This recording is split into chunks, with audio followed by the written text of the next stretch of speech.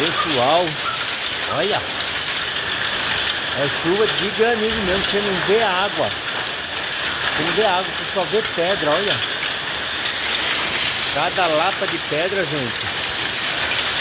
Olha, meu pai do céu. Olha. Essa é a verdadeira chuva de granizo, hein? Olha.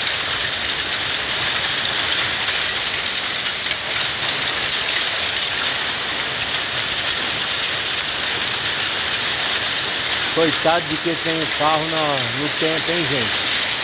E os pés de fruta? Ai, meu Deus do céu, meus pés de fruta.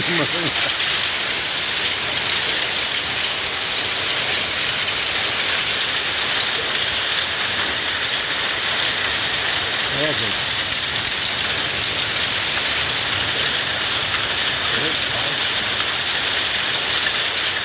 Telhado, então, se for...